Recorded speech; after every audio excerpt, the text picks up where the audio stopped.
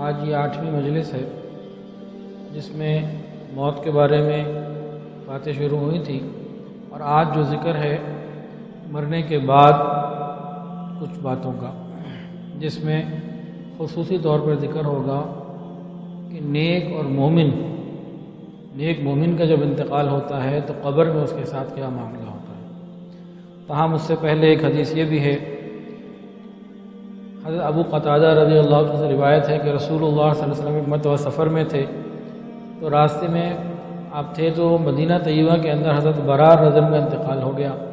نبی علیہ السلام جب مدینہ واپس آئے، ان کے بارے میں پوچھا تو لوگوں نے بتایا کہ ان کی تو وفات ہو گئی ہے، اور انہوں نے ایک وصیت کی تھی کہ میرے مال کا 1/3 یہ رسول اللہ صلی اللہ علیہ وسلم کو دیا جائے، اور مرنے کے بعد میری میت کو جب جانکنی اور نزع کا وقت آئے نا، مرنے کے بعد نہیں، جب روح کے نکلنے کا وقت ہونے لگے اور روح نکالی جانے لگے، اس وقت میری میت میرے جسم کو قبلے کی طرف کر دینا۔ نبی علیہ السلام نے ارشاد فرمایا کہ ہاں، انہوں نے بالکل ٹھیک بات کہی۔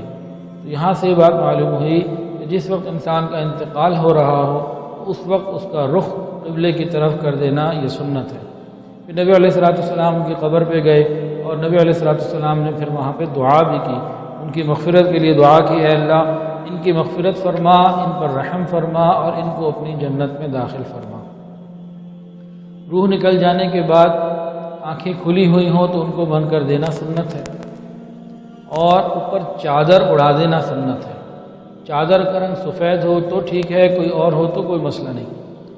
ہمیں عائشہ صدیقہ رضی اللہ عنہ فرماتی ہیں کہ جب رسول اللہ صلی اللہ علیہ وسلم وفات پا گئے تو جسم مبارک کو یمنی چادر سے ڈھانک دیا گیا۔ نبی علیہ السلام کی وفات کے بعد صدیق اکبر رضی اللہ تعالیٰ عنہ تشریف لائے، آپ صلی اللہ علیہ وسلم کو دیکھا تو آپ چادر سے ڈھکے ہوئے تھے، انہوں نے چہرہ مبارک کو کھولا اور جھک کر بوسہ دیا۔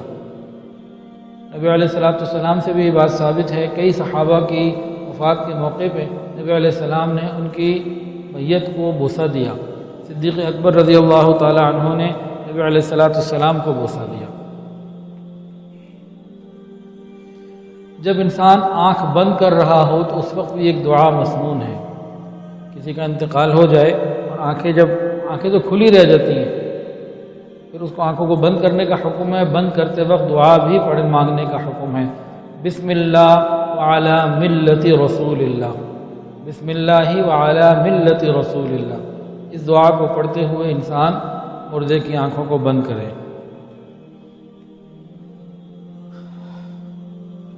اب نیک لوگوں کے ساتھ قبر میں کیا انعامات ہوتے ہیں، اللہ تعالی ہمیں نیکی والی زندگی عطا فرمائے، اور یہ جو انعامات ابھی پڑھ کے سنائے جائیں گے یہ بھی عطا فرمائے، ان سے زیادہ عطا فرمائے۔ جتنے بھی انعامات ہیں بتائے گئے ہیں، یہ حقیقت میں اس سے زیادہ ہونے والے ہیں، تھوڑے سے بتا دیے گئے ہیں۔ آخرت کی تو جو نعمتیں ہیں وہ تو دنیا میں انسان سمجھ ہی نہیں سکتا۔ تو ترغیب کے لیے اگر ہم نیکی کی زندگی گزاریں گے تو ہمیں نیکی کی زندگی کتنا عرصہ گزارنی پڑے گی؟ 50 60 70 سال 100 سال بس۔ اس کے بعد قبر کی زندگی ہے، وہ کب تک ہے؟ قیامت کی صبح تک ہے۔ اتنی لمبی وہ زندگی ہے، تو وہ لمبا ٹائم ہمارا ڈیپینڈ کرتا ہے اس چھوٹی سی زندگی کے اوپر۔ تو اگر ہم چاہتے ہیں کہ قبر کی زندگی ہماری اچھی ہو جائے، انعام و اکرام کے ساتھ ہو جائے، تو پھر ہمیں زندگی میں اپنے آپ کو ٹھیک کرنے کی ضرورت ہے، تقوی اختیار کرنے کی ضرورت ہے۔ ابن ابی دنیا رحمۃ اللہ علیہ نے عبداللہ ابن عباس رضی اللہ عنہما سے فالمدبرات امرا کی تفسیر کے تحت لکھا ہے کہ قبض روح کے وقت ملائکہ کی جماعت ملک الموت کے ساتھ آتی ہے۔ ملک الموت اکیلے نہیں آتے، ملائکہ کی جماعت ساتھ آتی ہے۔ تو مختلف فرشتوں کی مختلف ڈیوٹیاں ہوتی ہیں، کچھ فرشتے تو روح کو لے کے اوپر جاتے ہیں، اور کچھ دعاؤں پر آمین کہنے لگ جاتے ہیں۔ کیا مطلب؟ جو ارد گرد لوگ دعا کر رہے ہوتے ہیں اس پر آمین آمین کہہ رہے ہوتے ہیں، اور کچھ فرشتے میت کے لیے استغفار میں لگ جاتے ہیں۔ اور فرمایا کہ یہاں تک کہ اس میت پر رحمت نازل ہونے لگتی ہے، اور وہ فرشتے قبر میں اتارنے تک پروٹوکول کے لیے ساتھ رہتے ہیں۔ یہ معاملہ ہوتا ہے۔ حضرت ابو ہریرہ رضی اللہ عنہ سے روایت ہے کہ حضور پاک صلی اللہ علیہ وسلم نے ارشاد فرمایا کہ میت کے پاس جب ملائکہ آتے ہیں، اگر وہ آدمی نیک اور صالح ہوتا ہے تو فرشتے سے نہایت ہی کرام سے کہتے ہیں نکلو اے پاکیزہ نفس جو پاک جسم میں تھی، اے پاکیزہ نفس جو پاک جسم میں تھی، نکلو اے قابل تعریف، خوشخبری پاؤ راحت کی اور جنت کی اور اپنے رب کے راضی ہونے کی، اور اس کے اوپر شدت نہیں کی جاتی، مارا پیٹا نہیں جاتا جیسے کہ کافر اور گناہ گار کو مارا پیٹا جاتا ہے یہاں تک کہ وہ روح نکل جاتی ہے۔ پھر فرشتے اسے لے کر آسمان کی جانب چڑھتے ہیں، آسمان کے دروازے کھول دیے جاتے ہیں، پوچھا جاتا ہے یہ کون ہے؟ تو جواب دیا جاتا ہے کہ فلاں نیک شخص ہے۔ وہ آسمان کے فرشتے کہتے ہیں مبارک ہو پاکیزہ جان جو پاکیزہ جسم میں داخل تھی، اے قابل تعریف خوشخبری حاصل کرو جنت کی اور اس کی راحت کی اور اپنے رب کی خوشی کی اور اپنے رب کے خوشی کی۔ اور اسی طرح اسے آسمان کے ہر دروازے کے اوپر ویلکم کیا جاتا ہے یہاں تک کہ وہ عرش تک پہنچ جاتی ہے۔ اور ایک اور حدیث کے اندر آتا ہے، حضرت ابو ہریرہ رضی اللہ عنہ سے مروی ہے کہ حضور پاک صلی اللہ علیہ وسلم نے ارشاد فرمایا کہ جب نیک مومن بندے کی موت کا وقت ہوتا ہے تو رحمت کے فرشتے سفید ریشمی لباس لے کر آتے ہیں اور کہتے ہیں نکل جاؤ اے نفس خوشی خوشی اللہ کی راحت اور جنت کی جانب، خوش و خرم اپنے رب کی جانب۔ بس وہ جسم سے نکلتی ہے اس حال میں کہ اس کے اندر مشک کی خوشبو ہوتی ہے، اور اسے فرشتے ہاتھوں ہاتھ لیتے ہیں اور اسے آسمان کے دروازے تک لے آتے ہیں، اور فرشتے آسمان کے کہتے ہیں کیا ہی خوشبودار اور خوشگوار روح ہے جو زمین سے آئی ہے۔ بس اس کے پاس مومنین کی دوسری روحیں آ جاتی ہیں جو پہلے سے انتقال کیے ہوئے لوگ ہوتے ہیں، ان کی روحیں آتی ہیں، ان سے مل کر اس کو بڑی خوشی ہوتی ہے جیسا کہ تم میں سے کسی غائب کے آنے کے اوپر خوشی ہوتی ہے۔ نبی علیہ السلام نے بتایا تمہارے میں سے کوئی بندہ غائب ہو جائے اور پھر وہ واپس آئے تو اس سے مل کے جو خوشی ہوتی ہے آپس میں مل کے وہاں یہ خوشی ہوتی ہے۔ بس یہ اس سے پوچھتی ہیں کہ فلاں آدمی کیا کر رہا ہے، فلاں کا کیا حال ہے؟ بس یہ کہتے ہیں بھی فلاں کو چھوڑو وہ تو دنیا کے غم میں پھنسا ہوا ہے۔ یہ شخص کہتا ہے ارے اس کا تو انتقال ہو گیا، تمہارے پاس نہیں پہنچا، اس کا تو انتقال ہو چکا۔ وہ کہتا ہے، پھر وہ لوگ کہتے ہیں اچھا اس کا مطلب یہ ہے کہ وہ تو جہنم میں پہنچ گیا، اگر نیک ہوتا تو ہمارے ہاں علیین میں پہنچ چکا ہوتا۔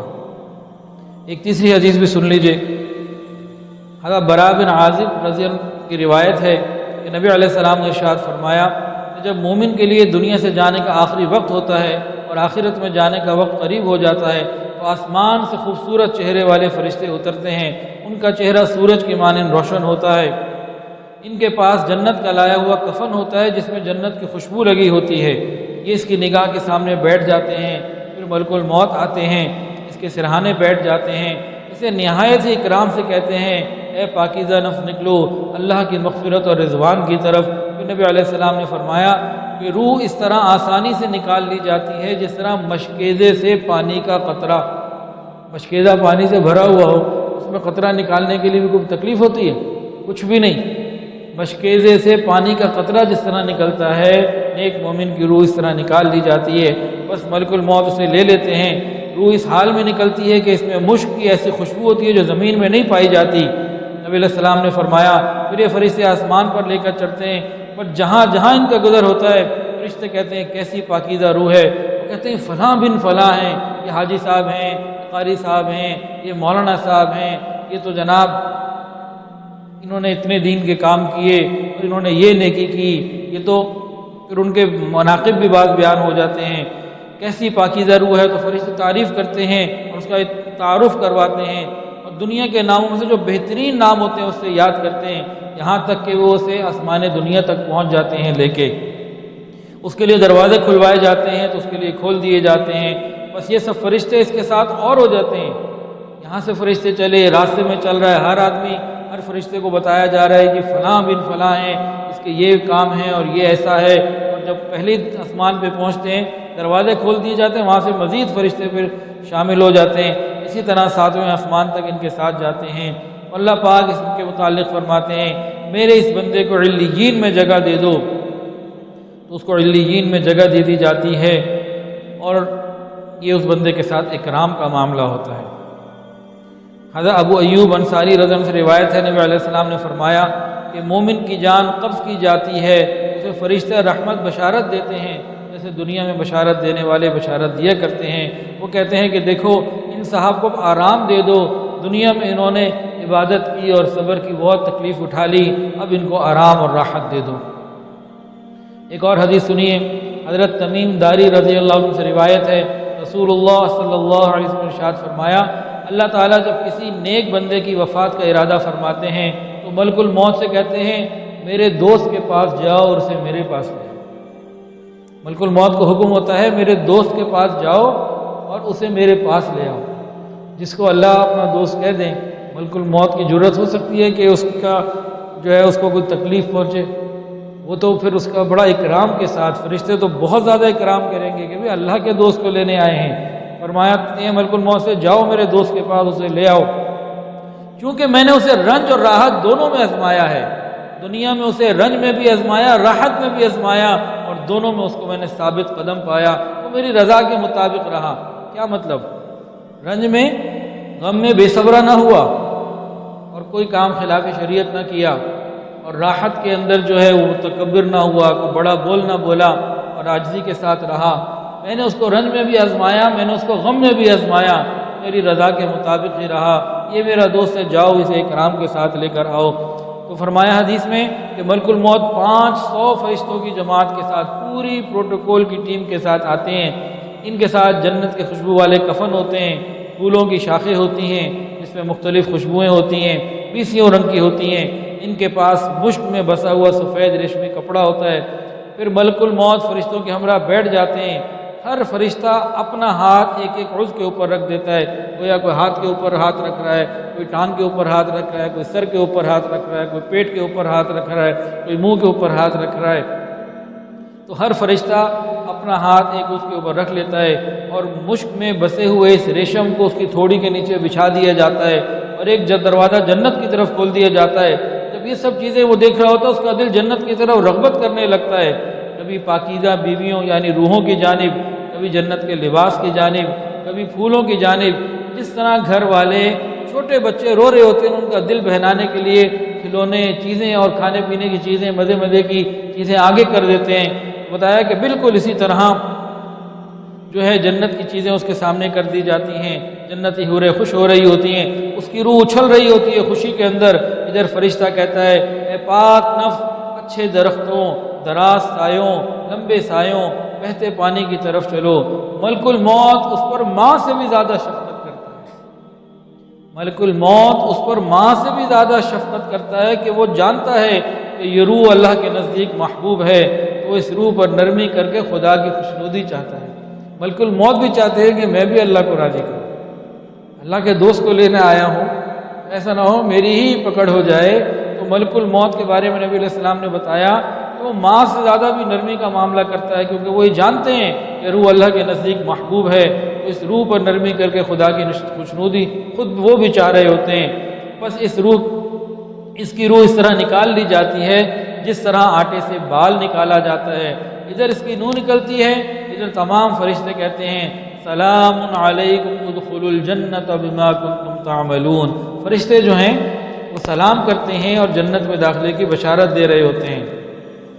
اور ایک حدیث کے اندر آتا ہے، حضرت ابو ہریرہ رضی اللہ عنہ سے روایت ہے، رسول اکرم صلی اللہ علیہ وسلم نے ارشاد فرمایا جب مومن کی وفات کا وقت قریب آ جاتا ہے تو فرشتے ریشم اور خوشبو اور ٹہنیاں لے کر آتے ہیں اور اس کی روح کو اس طرح نکالتے ہیں جیسے آٹے سے بال، اور اسے کہتے ہیں اے نفس مطمئنہ اللہ تعالیٰ کی رحمت اکرام کی طرف چلو۔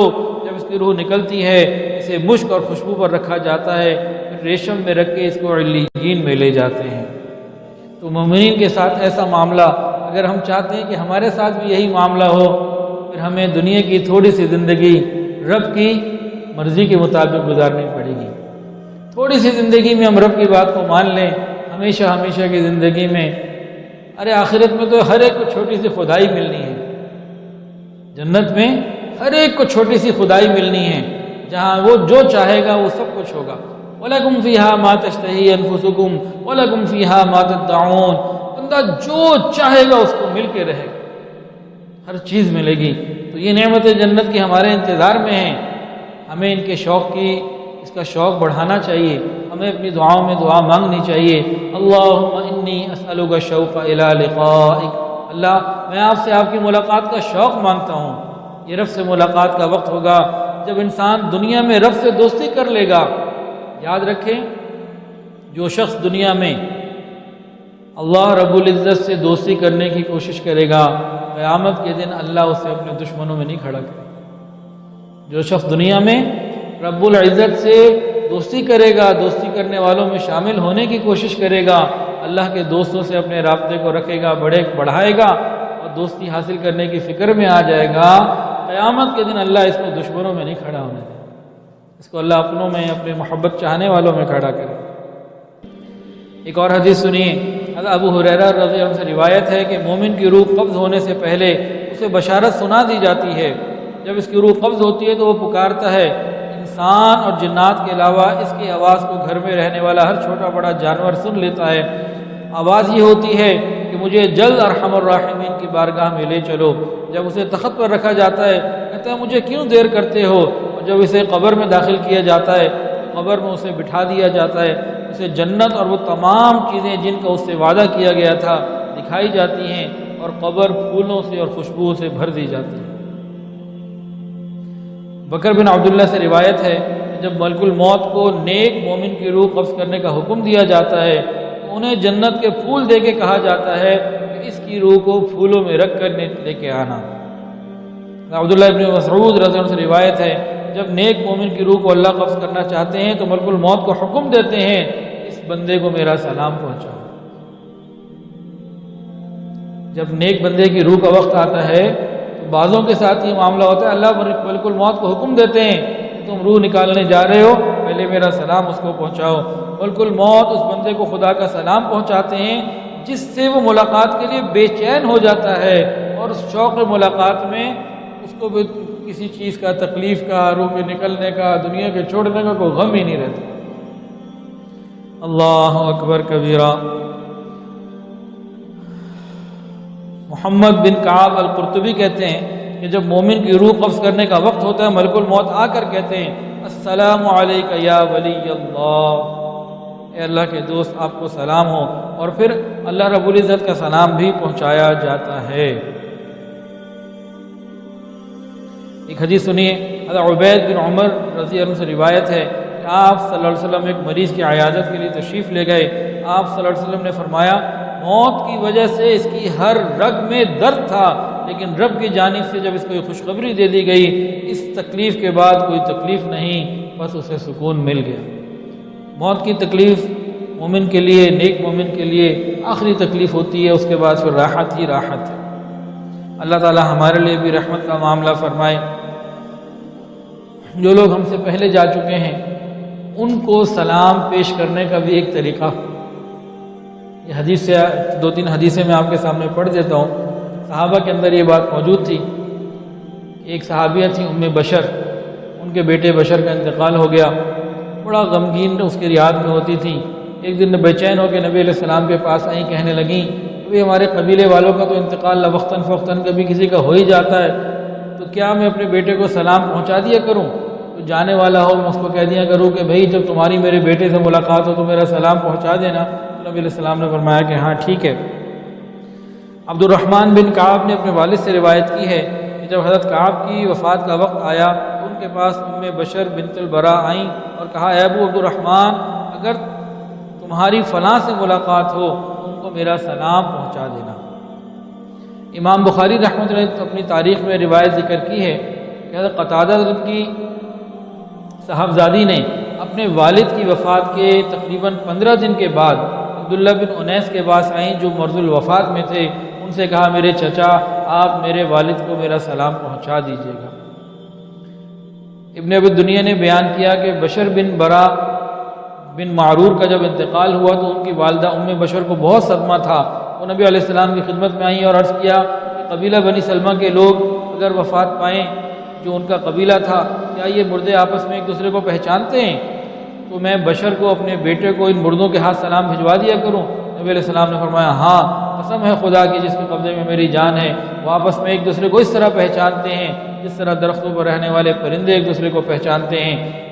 چنانچہ ان کے اس واقعے کے بعد ام بشر کی عادت بن گئی کہ بنی سلمہ میں سے کسی کا انتقال ہونے لگتا تو ان کے پاس آتی، سلام کرتی اور کہتی اچھا میری جانب سے میرے بیٹے بشر کو میرا سلام کہہ دینا۔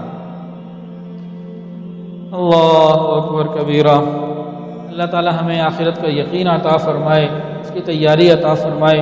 اصل میں جس کا یقین جتنا زیادہ مضبوط ہوگا اس کی تیاری اتنی زیادہ بہتر ہوگی۔ یہ آخرت کا ذکر، یہ موت کا ذکر، یہ قبر کا ذکر، یہ ہمارے یقین کو بھی مضبوط کرے گا اور ہمارے راستے کو بھی ٹھیک کرے گا۔ ہمارے راستے میں جنت میں داخل ہونے میں رکاوٹ کیا ہے؟ فقط گناہ ہیں۔ جب انسان موت کو کثرت سے یاد کرے گا تو خود بخود گناہ زندگی سے نکلتے چلے جائیں گے۔ جب گناہ نکل گئے تو مرتے ہی جنت ہے۔ اللہ تعالی ہمیں گناہوں سے پاک زندگی گزارنے کی توفیق عطا فرمائے۔ وآخر دعوانا ان الحمد للہ۔